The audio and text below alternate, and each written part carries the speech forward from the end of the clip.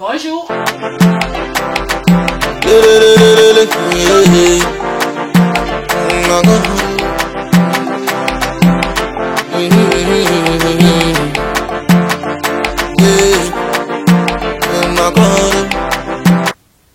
Fini les vacances.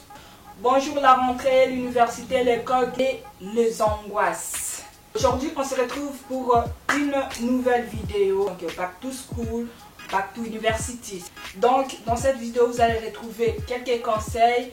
Comment commencer sur des bonnes bases pour l'école. Je vais me baser beaucoup plus sur l'université parce que, mais voilà, dans la vidéo vous allez retrouver aussi des conseils généraux pour réussir et tout. Mais avant, je vais commencer par vous montrer mes fournitures scolaires. Il faut savoir que c'est les fournitures scolaires des étudiants de l'école supérieure, donc je suis plus en secondaire. Ça fait des années, hein. Et donc je vais commencer par vous montrer. Donc il y a pas forcément beaucoup de choses. Enfin, il faut savoir à l'université, il n'y a pas une liste, genre acheter tel cahier ou quelque chose comme ça. Donc on achète le base et sur des années, il y a des bouquins que les profs donnent ou que les profs recommandent d'acheter ou des syllabus comme ça. Mais sinon, je vais quand même acheter quelques trucs, quelque chose ici, fourniture scolaire, si on peut dire ça. Je vais vous montrer et ensuite on va passer au conseil.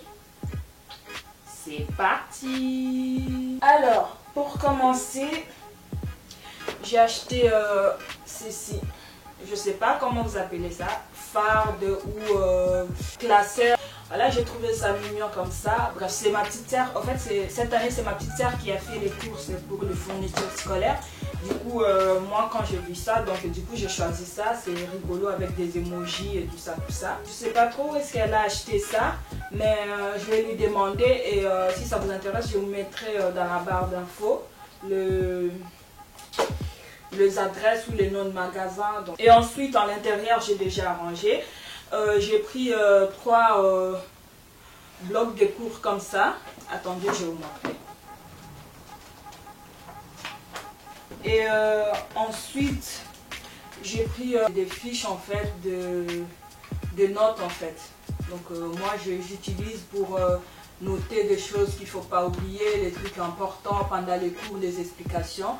Donc il y en a comme ça en plusieurs couleurs. Ça. Noter les explications, les choses importantes pour réviser. Normalement, c'est des fiches de révision. Ensuite, j'ai pris des stylos. Des stylos qu'on peut effacer comme ça. Des crayons. Je n'utilise pas trop le crayon, mais bon, voilà. Et des crayons porte-mine. Le stylo comme ça en cartouche. Avec des cartouches. Et ceci, c'est un stylo effaçable en fait. Vous pouvez le trouver peut-être partout. Moi, j'aime utiliser ça parce que pendant par exemple les examens, pour éviter des ratures en fait. Tu écris avec les stylos, il faut tout le temps avoir l'effaceur ou quoi, ou écrire d'abord avec les crayons, pour écrire en bic et tout ça, c'est perte du temps. Donc pour gagner du temps, j'ai pris ces bics ici en fait, ces stylos ici pour les examens. J'ai pris de surligneurs comme ça, l'effaceur de Pipex. Voilà, c'est tout pour les fournitures scolaires. Maintenant, on va passer aux conseils. Je vais d'abord commencer par les conseils en général. Donc là, c'est pas forcément les étudiants de haute école, université, tout ça. C'est vraiment des conseils en général. Je l'ai noté ici pour ne pas me perdre. Conseil numéro 1, faire les bilans de l'année dernière. C'est-à-dire, vous pouvez même faire 2 listes. Une liste pour les choses qui ont été l'année dernière et une liste pour les choses qui n'ont pas été. Par exemple, le cours, les matières que vous avez réussi, les matières que vous n'avez pas réussi ou vous n'avez pas très bien réussi, vous avez très bien réussi. Et une fois que vous avez fait votre liste, on va maintenant se concentrer sur la liste de choses qui n'ont pas été. Vous allez essayer, on va essayer de chercher de causes de ces échecs-là. Une fois que vous avez trouvé des causes, vous n'avez pas trouvé ou quoi, vous allez maintenant trouver des solutions. On prend par exemple les mathématiques. ou longue. Voilà. Alors la solution sera soit de travailler beaucoup plus, de multiplier le travail, les efforts, vous exercer et tout ça, soit de trouver quelqu'un, des amis, les gens de la famille qui sont forts dans ces matières-là. Comme ça, ils peuvent vous aider. Et tout ça, travailler ensemble quelques fois par semaine, par exemple. Et si nécessaire, vraiment, si c'est vraiment nécessaire, trouver un prof particulier, un tutorat. Et pour trouver un prof, moi par exemple, c'est ce que j'ai fait pour statistiques et pour les langues. En fait, j'ai trouvé des profs particuliers pour ces cours-là. Pour trouver, si vous voulez, par exemple, soit par des connaissances demandées à l'école ou quoi. Moi, ce que j'ai fait, en fait, j'ai demandé, on m'a recommandé d'aller sur Internet et taper, par exemple, prof d'anglais économique seconde main. C'est juste des cours de personnes qui proposent des cours en moins cher en fait. Pour le deuxième conseil, ça sera en fait pour les révisions. Donc je vous conseille dès le début de l'année de faire un programme de vos journées. Vous pouvez faire un horaire comme ça, par exemple après les cours.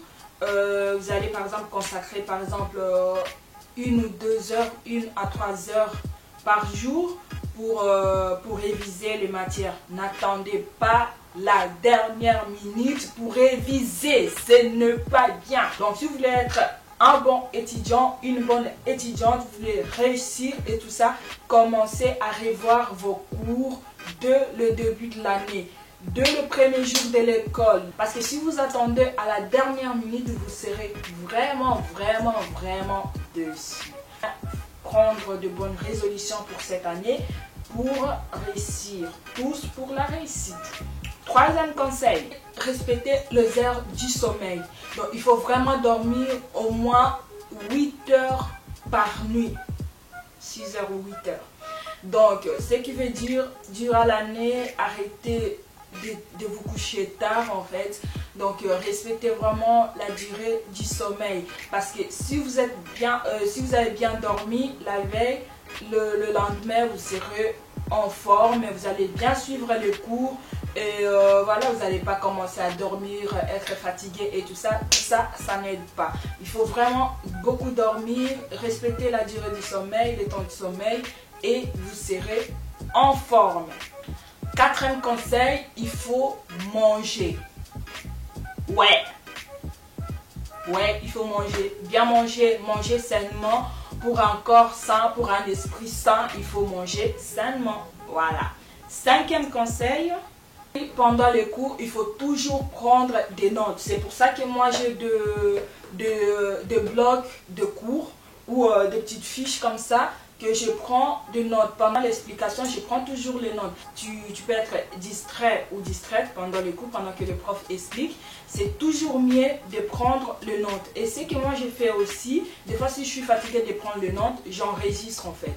J'enregistre, on nous permet soit de vous acheter quelque chose pour enregistrer, soit moi j'utilise mon téléphone. Mais au lycée ou au collège, je ne crois pas que vous avez le droit d'utiliser votre GSM en cours. Donc vous pouvez acheter l'enregistreur ou juste prendre des notes. Moi j'utilise mon GSM pour enregistrer les explications que je vais réécouter pendant que je révise, pendant que je revois mon cours. Ou alors si j'avais noté, je commence toujours, quand je révise mon cours et qu'il y a quelque chose que je ne comprends pas, je suis sûre que je peux les trouver dans les explications du professeur. Donc prenez les notes pendant les explications, pendant que le prof explique ou enregistrez. Voilà. Sixième conseil, soyez autodidacte. Pour les élèves du lycée, collège et tout ça, apprenez déjà à être autodidacte. Et maintenant, je vais rentrer vraiment dans les conseils qui concernent vraiment les élèves qui intègrent, qui vont à l'université. C'est vraiment les conseils qui vont vous aider. Et là, l'autonomie, c'est vraiment sollicité à l'université. Parce que là, il n'y aura plus personne derrière vous pour vous responsabiliser. Il n'y aura plus personne. Donc, vous êtes là, c'est l'organisation. Il faut vraiment vous organiser. L'université demande une grande autonomie aux étudiants qui doivent fournir des travaux personnel. Donc de l'autonomie. Encore, comme j'avais dit, soyez autodidacte. L'une des meilleures façons d'appréhender cette rentrée, c'est vraiment de vous organiser de maintenant. Donc dès le début de l'année, dès le début de cours, faites-vous un horaire personnel par exemple pour étudier, pour travailler, pour des travaux, parce qu'à l'université il y a vraiment beaucoup de travaux. Et pour bien travailler, il ne faut pas toujours attendre à la dernière minute, parce que les travaux à l'université demandent beaucoup de recherches sur internet, des bouquins et tout ça. Donc il faut vraiment vous organiser pour pouvoir mieux travailler et éviter les stress. Les conseils de la grande sœur. Deuxième conseil important, les fiches de révision. Facilitez-vous la vie en révisant intelligemment avec ces fiches-là. Donc c'est vraiment très important, ces fiches. Ça va vous permettre vraiment d'apprendre efficacement tout en suivant les programmes du cours. Là, comme j'ai dit, tous les jours pendant les explications, vous prenez des notes et tout ça. Donc vous pouvez même numéroter les fiches, donc 1 et la date et tout ça. Comme ça, vous allez noter des choses importantes et tout ça, et ça va vraiment vous sauver la vie. Troisième conseil, le groupe du travail. Franchement, travailler en groupe, c'est motivant. Et vous allez vraiment vous entraider, parce que l'autre vient avec ses idées, toi tu viens avec tes idées, l'autre et tout ça. Vous le mettez ensemble et tout ça, c'est vraiment bien. Là, va vous permettre d'effectuer un travail plus approfondi tout en gagnant du temps précieux pour les sommeils. Il faut vraiment surtout pas vous isoler. Conseil suivant, les bibliothèques universitaires. Vous avez du mal à travailler efficacement chez vous, il y a beaucoup de bruit, de dérangements et tout ça. Donc les bibliothèques sont vraiment là pour vous aider. Donc vous pouvez rester par exemple après les cours ou même pas après les cours, les week-ends et tout ça. Au lieu de réviser chez vous, vous serez peut-être dérangé par les gens, par le bruit et tout ça. En plus, c'est bien parce que vous pouvez travailler si vous avez besoin de recherches et tout ça, des livres et tout ça. Vous pouvez le faire directement à la bibliothèque au lieu d'acheter ou d'emprunter des livres, vous les faites directement là. Ces endroits sont vraiment propices au travail et à la recherche. Donc, voilà pour les conseils.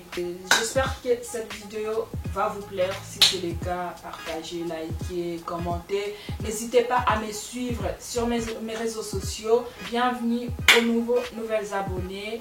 Et j'espère que vous allez aimer mes vidéos, vous qui êtes là. Et je vous dis à très vite pour des prochaines vidéos. Et je vous embrasse, je vous dis bisous des mois. Thank you.